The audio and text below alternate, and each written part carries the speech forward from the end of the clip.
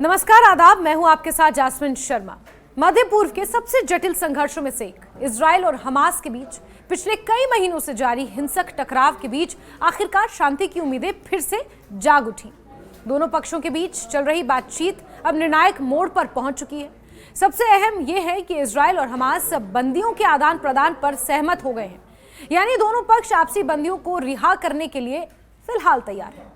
इस ऐतिहासिक प्रगति के पीछे अमेरिकी राष्ट्रपति डोनाल्ड ट्रंप की गहरी सक्रियता और कूटनीतिक दबदबा भी साफ दिख रहा है।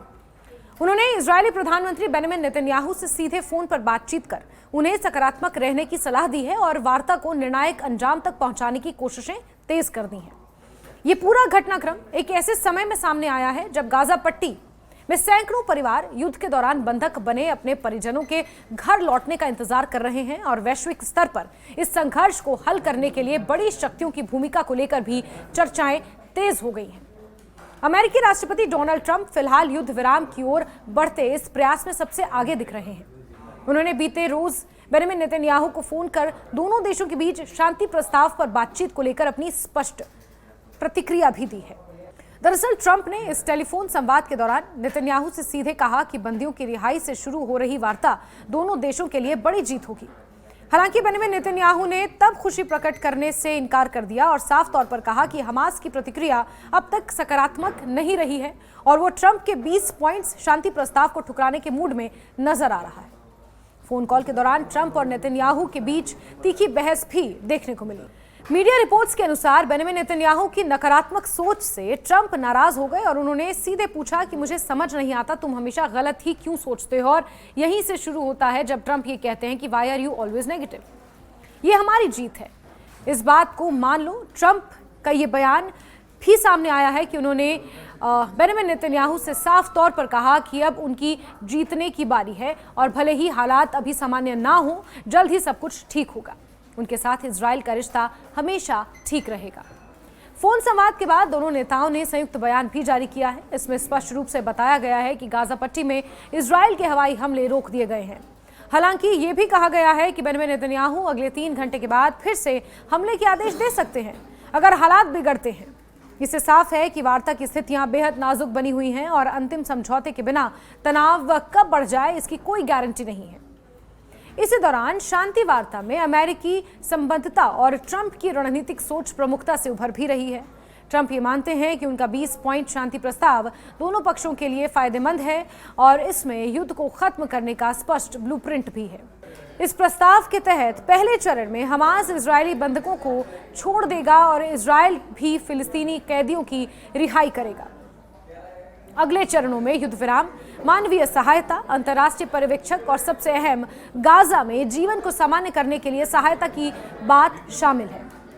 मिस्र में चल रही ये बातचीत राजनीतिक और कूटनीतिक स्तर पर काफी महत्वपूर्ण मानी जा रही है। विश्व समुदाय की निगाहें इस बातचीत पर टिकी हैं क्योंकि गाजा के हालात न सिर्फ क्षेत्रीय बल्कि वैश्विक शांति के लिए भी चुनौती बन चुके हैं।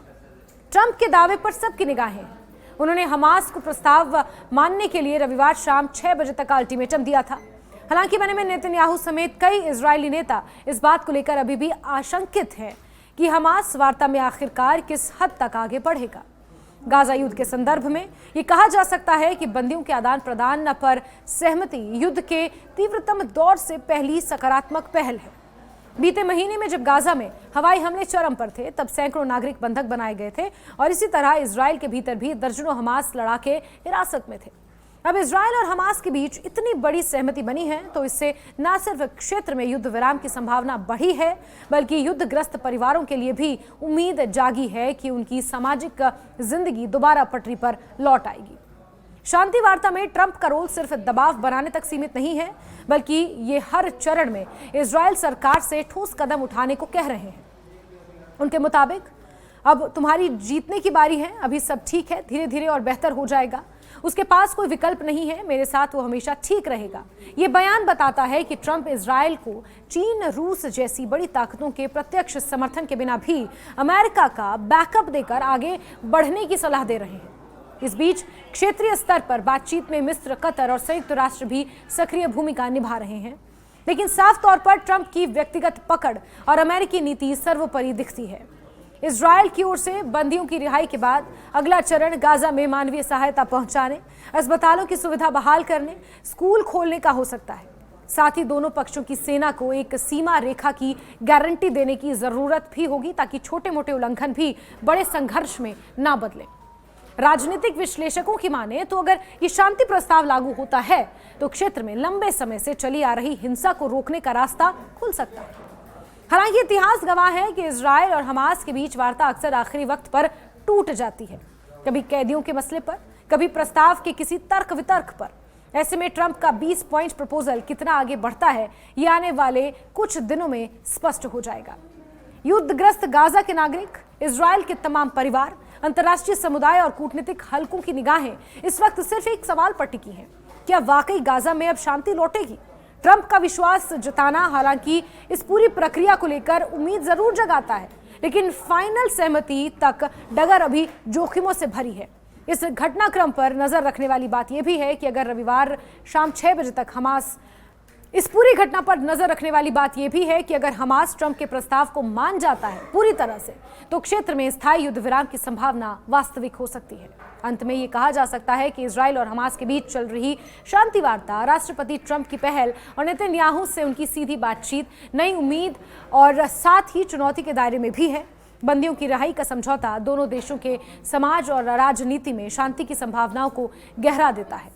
अब सबकी निगाहें मिस्र की धरती पर चल रही बातचीत और शनिवार शाम की टाइमलाइन पर टिकी हुई थी, जहां से इस ऐतिहासिक वार्ता के भविष्य का रास्ता तय होना था, लेकिन अभी तक कुछ ठोस निकलकर सामने नहीं आया है।